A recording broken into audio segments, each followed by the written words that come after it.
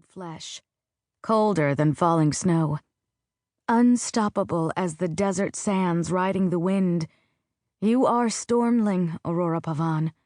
Believe it, and others will too. It was a vow that her mother, Queen Afra, made her swear on the day she reached 12 years. She had gripped her daughter's shoulders tight, and Rora could still remember the pinch of pain, the furious beat of her heart as she saw how afraid her mother was, and learned to be afraid too. Today, that fear had led Aurora Pavan to sign her life away before she ever had the chance to really live it. As she was primped and prettied, like some kind of sacrificial offering, her mind remained stuck on her morning spent in the throne room. She recalled the rasping sound as the treaty was unrolled, and the way her fingers suddenly felt too weak to hold a quill. Many days of her sheltered life had been spent writing out ideas and facts and figures for her tutors, yet in that moment she had struggled to remember the letters of her name. Then she had met her mother's eyes, and those familiar words came to her again. Colder than falling snow. That was what Rora had to become, as her shaking hand sealed her fate with a scratchy, bleeding line of ink. And now, hours later, a stranger peered back at her from the looking-glass, powdered white so that none of her flaws would show. Rora's white blonde hair had been curled and bound up in an elaborate ceremonial headdress that was crowded with jewels, flowers, and 4 jagged crystals cut like bolts of lightning to mimic her mother's sky-fire crown. Headdresses honoring a family's ancestors were an important part of the Pavanian tradition, from the upper echelons of nobility to the poor and working class.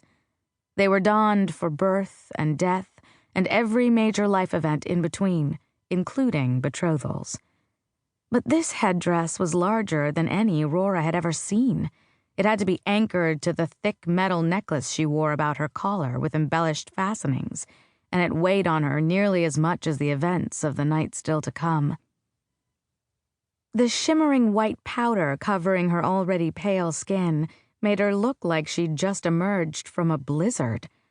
Her ribs were tightly bound in a corset that squeezed and squeezed until it felt like all her organs were in the wrong place. Over that was a heavy beaded gown whose neckline dipped low, revealing far more cleavage than she had ever shown.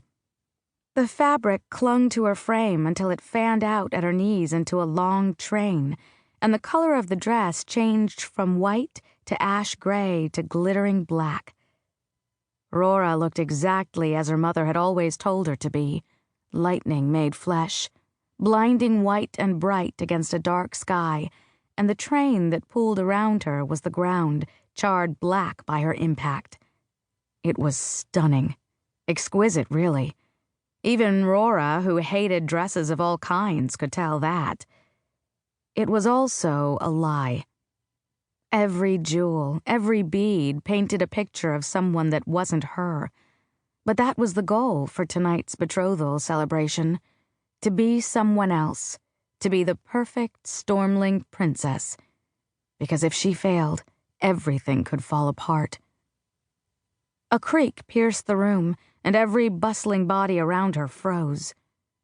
Rora swore that the small sound moved through her bones the same way thunder did when it was close. Then the sinister tingle of storm magic spread over her like a second skin. Her gaze slid to the box her mother had just opened, to the jewels and stones inside that plagued her nightmares. Storm hearts. The hearts were not unlike the storms themselves, darkly beautiful but with an air of menace and deadly intent. It was an apt description of her future husband as well. Slowly, the room emptied of attendants and maids and seamstresses until only the Queen and Aurora remained, ruler and heir.